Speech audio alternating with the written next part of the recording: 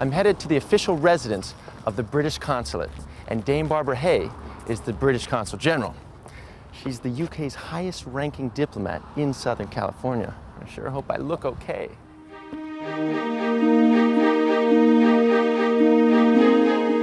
During her 4-year tour of duty, Dame Barbara Hay will have hosted everybody from the royal family to mere commoners like me. Well, we must break some bread over tea, shall we? Yes, we must, but would you put it on the saucer? Yes. That would be a good start. Ah, you're messing up already. I know. What can you do? Was it a little nerve-wracking for you to host the future King of England? It was extraordinarily exciting. It was just fantastic. Who would have thought that their first official visit overseas after they were married would be here? Yeah. But you know, we have more than 3,000 people coming through the residence every year anyway. You know, coming to receptions and events and dinners and all kinds of things we do here. And you host them all? And I host them all. How many British are there in LA? We think maybe 250,000 in and around Los Angeles, but it could be more. And we get well over 300,000 British visitors to Southern California every year as well. Oh. So it's a very popular place for people to come. Are they in pockets or are they spread out? They're everywhere. Santa Monica is very much associated with the UK, but there are pockets actually everywhere. Mm-hmm. There are even pockets around this part of town as well. Lots of people in Orange County, for example, lots in the Valley. I mean, everywhere you go, you'll find Brits. Yeah. Dame Barbara, what is your goal here as the British Consul General? Well, the goal is to make friends and influence people, to cement the relationship between this part of the world and the UK. What kind of things do you recommend for your guests? I mean, what you have spectacularly here are these beautiful vistas, the wonderful sea, the Pacific Ocean, the mountains, the landscapes, the fantastic national parks. That's why people want to come here. I'm sold, I'm here. Well, I'm sold, I'm here too. No. Thanks ever so much for coming. It's been really nice to meet you. The honor has been mine, really. You've opened my eyes, actually. I'm happy to hear it. All the influence here. It's really important, and it's great that people will have the opportunity to hear all about it. Yeah, well, as you can see, my ride's here, so... Brilliant. Do I envy you? Do I envy you? A little taste at home for you? It's wonderful. The best thing, you've got to be at the top of the bus. Well, you're see where you're come going. If you want. Got work to do. I understand. Enjoy the rest of your day.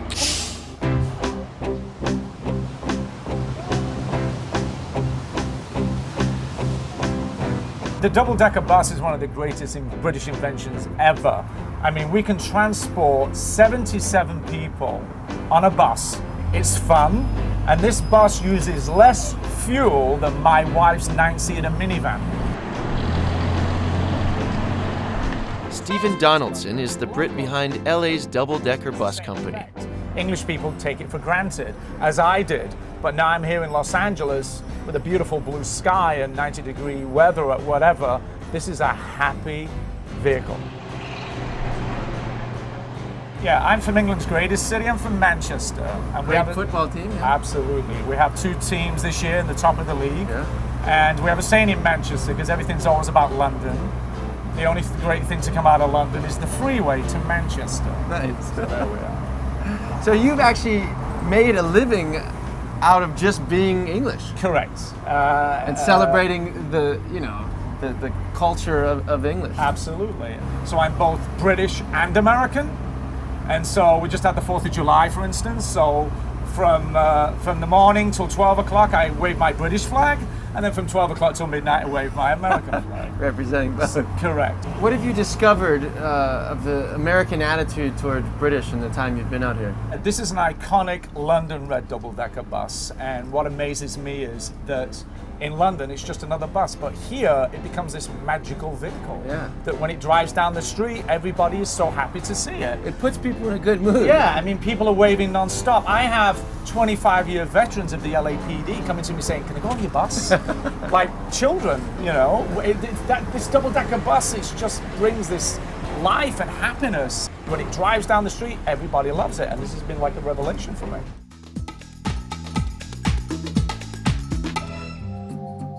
The British Empire's cultural influence eventually spread so far, it even reached into Southern California. Architect John Parkinson immigrated from England to Los Angeles over 100 years ago and created classic landmarks like Union Station. We built our greatest railway stations in England in the 19th century, so in a way he probably came out of that tradition as well. He probably sort of brought a piece of that with him.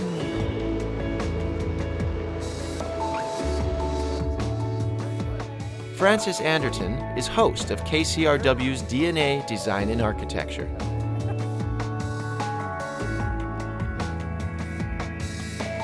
John Parkinson, who was born in England but did come here in the Victorian era, he ended up really contributing to the foundation of LA as we know it now. He built some of LA's major civic buildings. He was part of the team that designed City Hall. He built the Los Angeles Memorial Coliseum. He built Bullock's Wilshire, the famous Art Deco department store, now the Southwestern University on Wilshire Boulevard. He and his son designed Union Station that we're standing in now. He is bringing something of an English influence in that he had a training dating right back to his teens in the crafts. He really was someone who learned how to build, how to construct with an enormous level of detail. He was also interested in the Beaux-Arts tradition, which was a tradition of design that really emanated from Europe in the late 19th century. But he brought all that with him to LA, where, like so many of us that come to Los Angeles, he was utterly, I think, invigorated and liberated by the sense of possibility and sense of freedom that existed here. If you imagine what LA must have been like then, I mean, really, he came to a city that was essentially still, I think, bore the hallmarks of a Spanish city.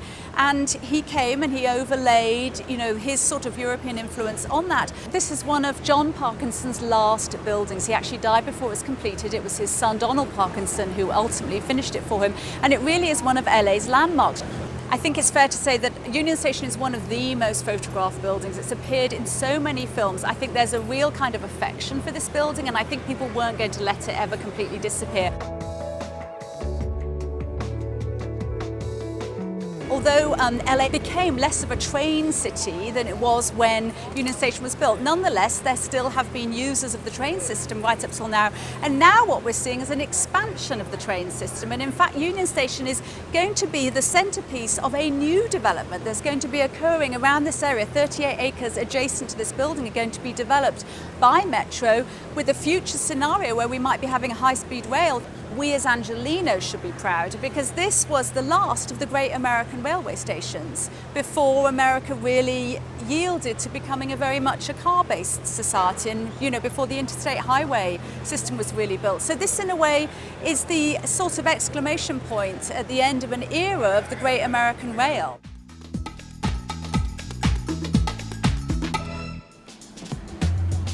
How do you find real British people in LA? Well, how about at one of Hollywood's hottest Italian restaurants? That's right, every Tuesday morning, the Brits invade here.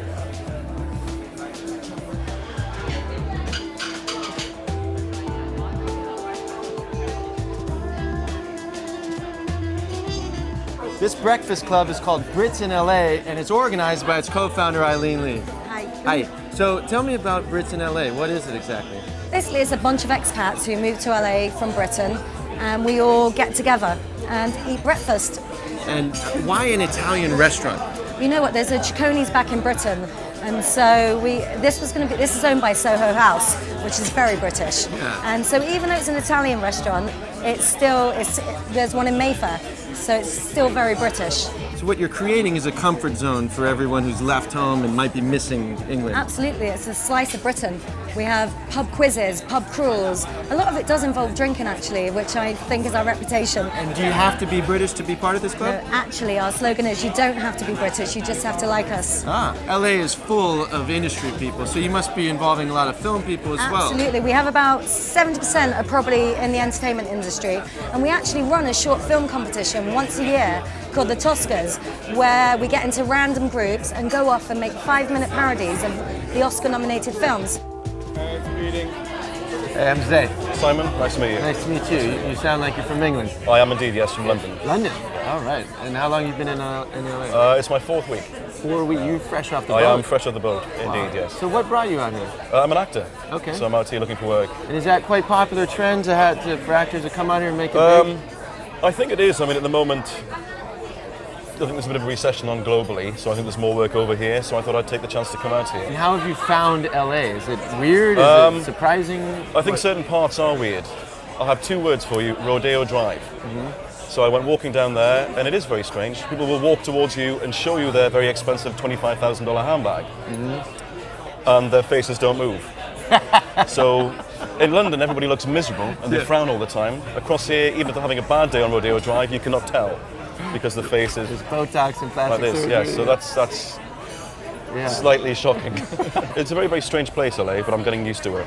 But it does help to have a good group of knowledgeable people who've lived here for a while, and they know the ins and outs of how things work. Good luck. Although one recommendation I would have for any Brits coming abroad, if they have any ideas about buying a convertible car, because the sun's fantastic and you can drive around and get the breeze, it gets very, very hot. So the first day I drove for 4 hours, I ended up with a farmer's tan and a burnt neck. Yeah. You're not used So to all get this a sensible car And get some sunscreen. and get some sunscreen. So I've met John and Mario, who are 2 English actors who are working here in LA. Is that right? Indeed. That's right. We're in The Secret of Sherlock Holmes. I'm playing Holmes and Mario's playing Watson. Do you find having an English accent is actually an asset or a disadvantage for being an actor out here? It's a definite asset. I think there's a lot of casting for international work now, and the British accent is a popular one.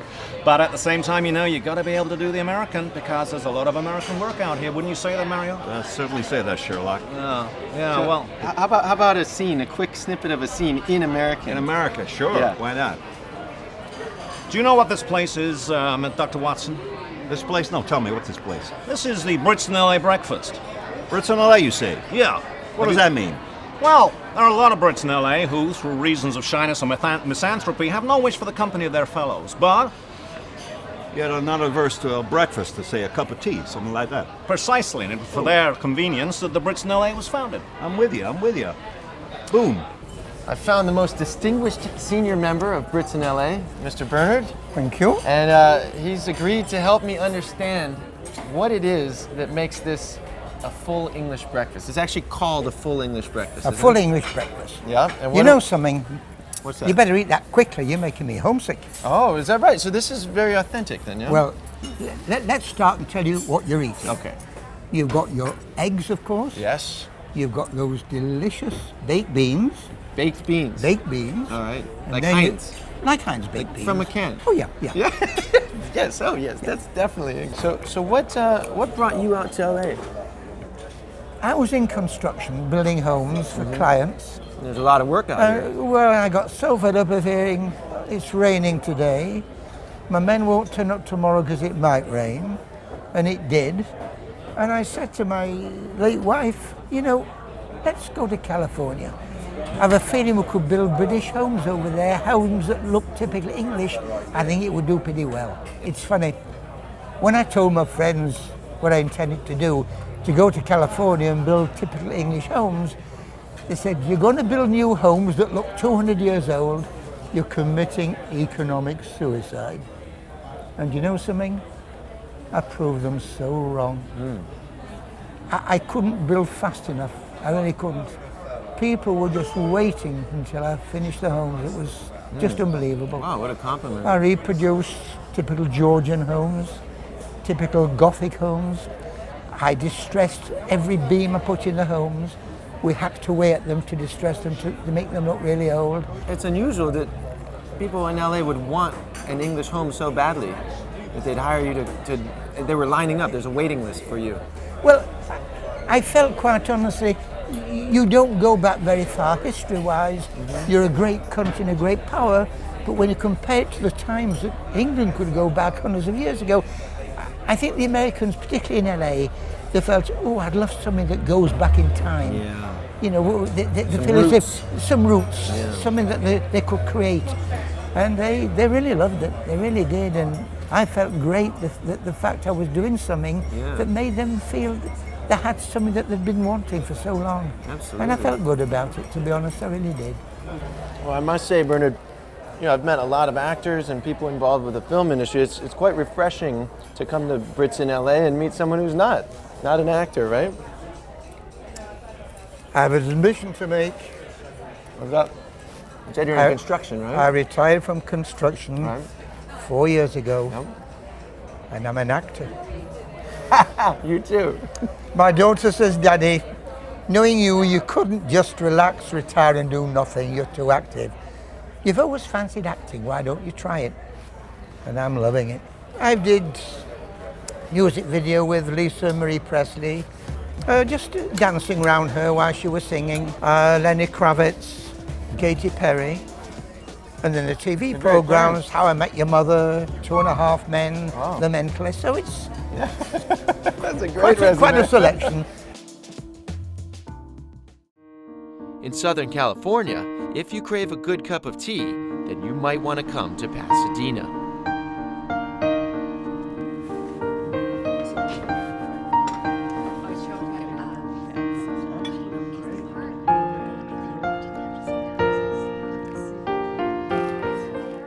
I must admit, this is not my normal hangout, but I'm in search of the ultimate traditional English high tea experience, and I think I might be finding it right here in Pasadena's Rose Tree Cottage. Look at this. Very dainty. Elderflower, even a bell for service.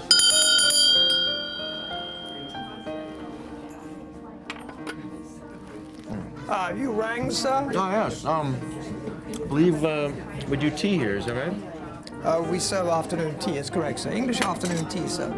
Would you care for a little tea, sir? Yes, please. Just one moment, sir. There we are, sir. Thank you. Thank you very much, sir. Excuse me, sir.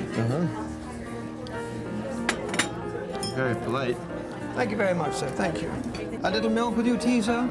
Is that the English way? It's the English way, yes. Then absolutely. And milk is always in first, sir. Oh, interesting. There we are. This is our famous English village tea, sir. It's an India Ceylon with a touch of Kenya. Sounds very worldly. You're very welcome, sir. Thank you. And welcome to Rose Tree Cottage, sir. Thank you. I may say. What do we have for sandwiches? Actually, we have roast beef and Yorkshire pudding, of course, which is served hot. Delicious, yeah. And then we have lobster, English cucumber, of course, roast chicken with mango.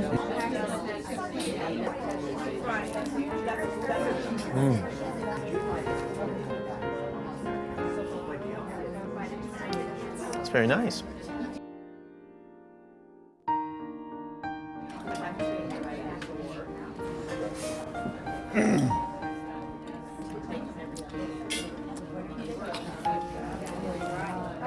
This is actually what made us famous as our scone, which is a family recipe. On average day, we go through 500 or 600 a day.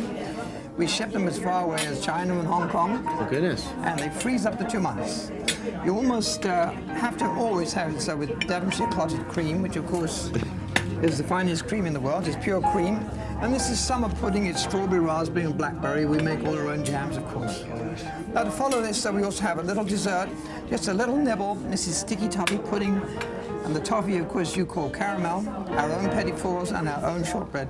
You must try that as a finish off for the afternoon tea, sir, Rose Tree Cottage. I think I'm in love. Well, we hope it's with the scones, sir, and our food. There we go. Now, whatever you do, do not put the two halves together and eat it like a... No, sir. No, don't eat it like an egg muffin. You'll have the cream running down your jowls. This is where we might have had it wrong. Why are we not doing this every day? Now, you should be stopping for tea, sir. Of course, it's a respite between lunch and dinner, of course, sir.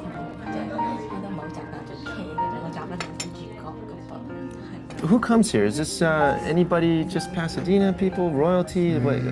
People from all over the world, sir. Yeah? We've been in business in Pasadena for 40 years, and we are the original English tea house in California. And we were named one of the top 10, actually, for serving afternoon tea, afternoon high tea, as opposed to just an afternoon tea, which is tea and biscuits. Okay. Where did you come from, and how did you end up here? I came to America in 1965. And one of the problems was we could never find a decent cup of tea. That bothered you? That bothered me, yes, because I was brought up on tea, so. And because, you know, tea is very interesting. It's 10 times less caffeine than coffee is. Oh, so you can drink 10 times more of it? You could, sir, absolutely, and people do. So you felt the need for Americans to partake in this whole ritual, and you started opening up for certain hours? We started out by selling a few English goods, and then figured it would be very nice for people to have a cup of tea. and it was so successful. People were hitting each other with handbags, saying, "I was And here hats. first." I was, yeah. And we've been packed since day one. So is it tough to get a reservation? We take the reservations just a week ahead, sir, and the lines open at 10 o'clock. Within about an hour, we're completely booked.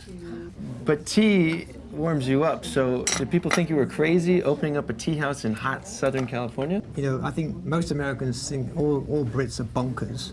They're completely nuts. I mean, all you have to do is, see some of the television programs we put out over the years. They do think it's a funny accent, Oh, but it's I funny don't think accent, they think but they also they're think crazy. they're kind of crazy. Yeah. I think so. So yeah. you didn't care. You thought they already think I'm crazy. I'm going for it. Look, here they are. They're living over in this country. They're 3,000 miles away from home. They're living in an environment where people like yourself drink coffee, and they drink it like night and day.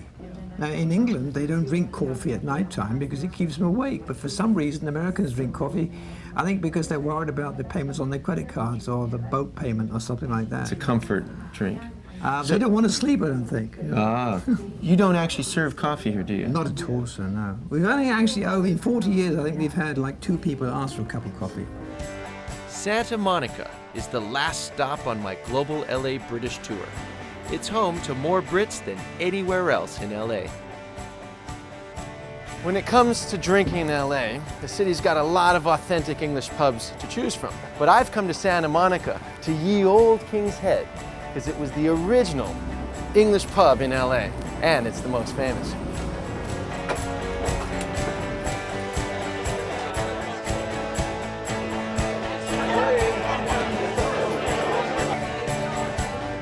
In England, you've got pubs that are hundreds of years old, and you guys claim to be Ye Old King's Head. How old is this place? We opened in May 1974, so 30 years. So by It's a little LA bit more than standards, 30. it is old, is that right? Yeah, oh, yeah, absolutely, yes, yes. What is the meaning behind an English pub? It goes back to the 18th century, I believe, when it was originally called a public house, where people used to get together to chat. It was more of a quieter scene. So it's supposed to feel like a house. Yes, exactly.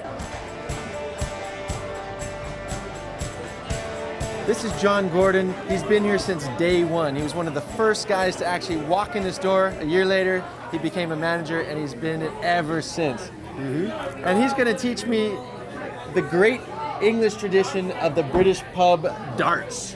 Right. Yeah? Try, yep. All right. First of all, what is the history? Because English always have the histories. Yeah, well, originally darts started in the old Middle Ages with bows and arrows.